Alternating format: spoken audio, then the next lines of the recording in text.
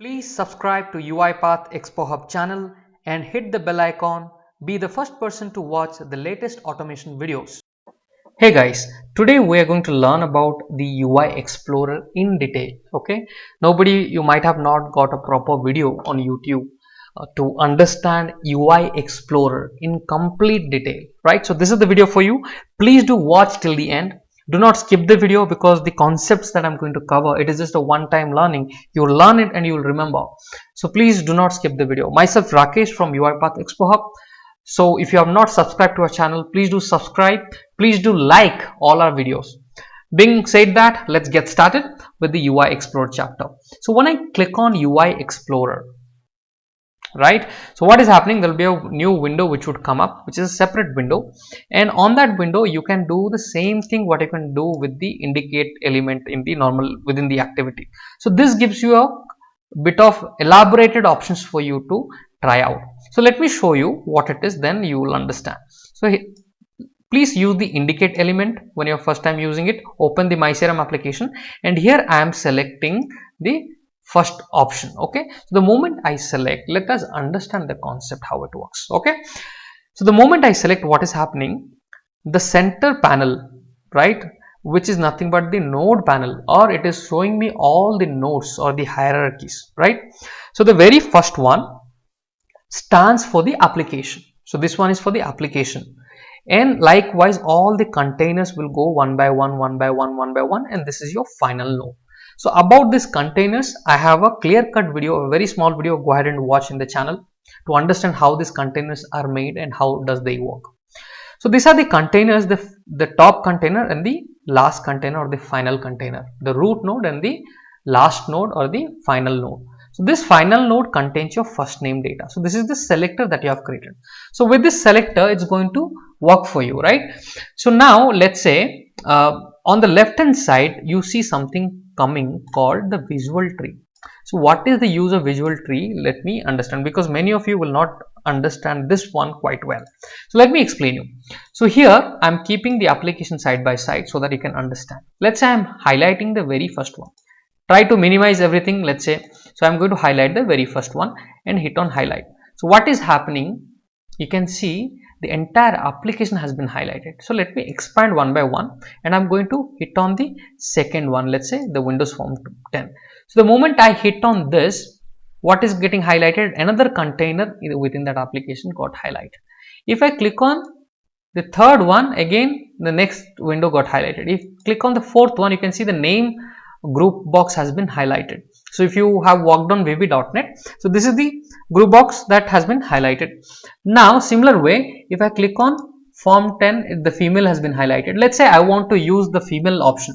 So what you do, just double click on this. So you can see the radio female button has been added.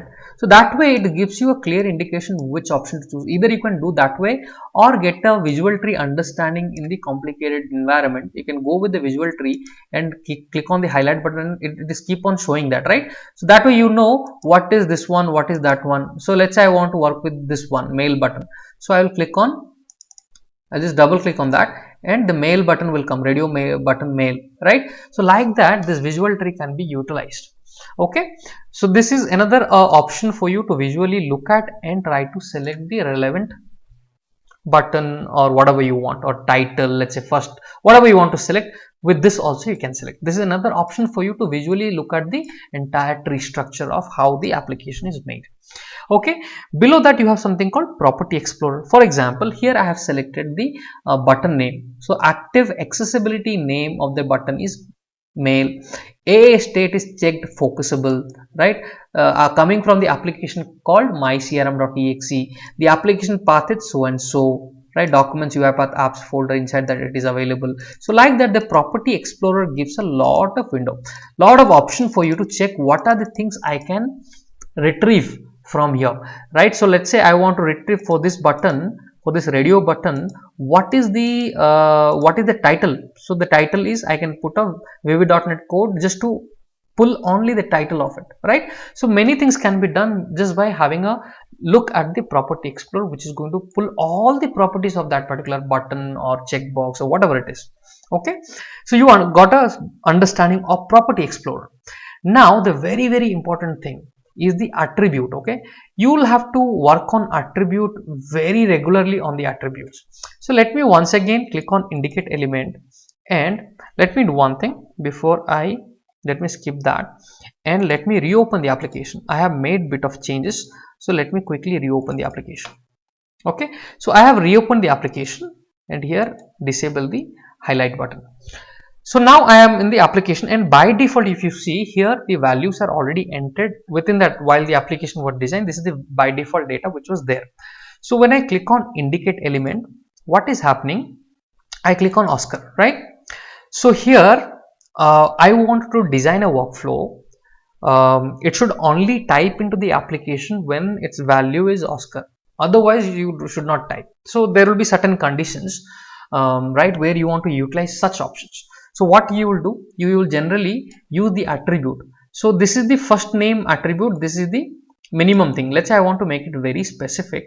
On the attribute section, I can add it. So I can simply click on title and add it, or else you can also, let's say you don't want to use this option, just for learning purpose, if you hit on the property explorer, there is something called, you will find something called title also. Do you see title is equal to Oscar? Let's say I want to use that. If I want to manually type it, you can also do that just by typing title equals to, in single quote you will say Oscar, and you can try to validate that. Okay, this way you can type it, or you can directly use it from there. So whatever your option is. So once I do this, let me copy this one. Okay, and here what I'm going to do, I'm using a type into activity. I'm going to show you a very interesting thing. Okay, so here type into activity I've highlighted, and here in this selector I am going to put double quote and copy paste the entire selector that I've done in the UI Explorer. Okay, so you can see I put a double quote, entire data has been added to here where title is Oscar. Okay, so I am saying only when the title is Oscar it should do the job for me, right? So let me, if it is title is Oscar, then type Rakesh for me, and while using type into activity, try to also empty the field. Okay, done. I'm going to run it now, and let's see if it is going to type Rakesh here. Okay, so you can see just now it has written Rakesh. Okay, what if I want to add another name? So now the value is Rakesh, correct? So now if I am entering, let's say John, I'm entering John. Okay, so now if I run it, it should not write, okay, because I have selected and made it very specific. Only when Oscar is there, then you should type. So you can see it still typed John for me. That means there is something wrong. So what is wrong? What is wrong? Why it is still typed when I have selected my selector, and here in the selector, if I see once again, I have clearly mentioned only the title is Oscar, then you should do. I will tell you why this is happening. Where you have to correct, I am going to tell you. Now for this, go back to UI Explorer. UI Explorer has got various frameworks. First one is the default framework. So default is the very generic one which you should generally go for. Most of your application is going to work perfectly fine. But there are also other two options. Why those other two options are given, let me inform you. The first one called active accessibility. So the active accessibility is generally used for legacy kind of applications from Microsoft. Legacy means old applications from Microsoft. So you can see this is such a VB.NET is a legacy application on which this application was built. So when it comes to a legacy application, when I use this framework, you will see how the nodes have been selected here. The complete structure is going to change just by changing the active accessibility. Okay, I selected active accessibility now, and now click on indicate element and hit on John. So before I do this, once again, let me try to reopen the application so that the default value Oscar which was there, it should come back. Let me close this quickly and try to reopen the application, and this time I am not going to go with the default because this is an older application. I am going to, even on the older application the default will work, but in case you find it's not helping you, you can always go with the active accessibility, up to you. So here it is not working for me, so that's why I'm going for active accessibility. So here I'm going to click on indicate element, and I'm going to select Oscar, the first name. The moment I selected it, you will see the entire node structure also has changed. Do you see? There's so many different nodes has come as per the old. So that's where you have to choose the right framework. If your selector is not working well, you should understand. Okay, so you got what is the use of this. This is for the legacy Microsoft applications. UI automation is for the latest Microsoft related applications. So you can switch and toggle between this.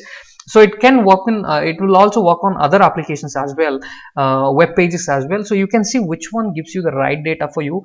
Generally 80 to 90, or I don't know, maximum percentage of the time the default is going to work, but in case it is not working, you can switch between this two. Okay, legacy, this is for the latest ones. So I'm going to go with the latest ones. So then again the node will be different. So here in this case, because it's a legacy application, I am sticking with the active accessibility and try to see how I am going to utilize this. So now if you see on the attribute, has previously it was coming as title, now the attribute has come as text. So let me highlight the text and I'm going to copy the piece of code, go back to the studio, highlight the type into activity, click on the selector, right, remove whatever data was there, and I'm going to paste this particular data and try to validate. Okay, so everything is fine. Now let's see that. So I am saying when Oscar is there, you should write John. So let me save it and try to run it and see. It should, for the first time, it should write John. Okay, all right, you can see it has written John. Now let's say now the value is John. Now if I write some other value, let's say give me some name, let's say Raj, let's say. Okay, so if I type this and try to save and try to run it, let's see, it should throw some error.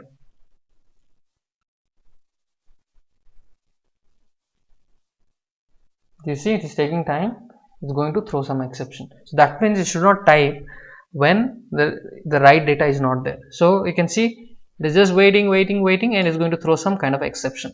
So you need to understand, guys, how to, and so I think this example should have been a very nice example for you to understand how to toggle and use the right one.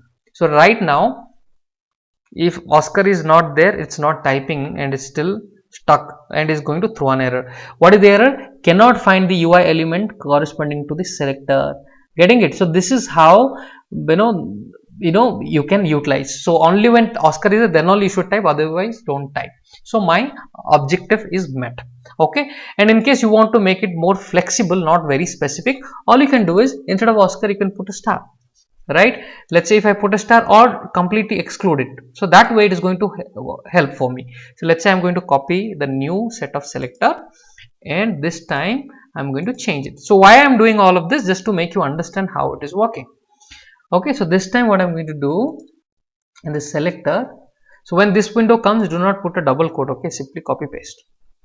Okay, so this time try to validate, it's going to work. So any number of times you change the data, because I have not made it very specific, it's going to work this time. So you can see it has typed Raj. So you understood the entire concept, and I'm going to come up with a lot of such conceptual things about UiPath where you might have doubts. So please watch all our videos that we are publishing every day.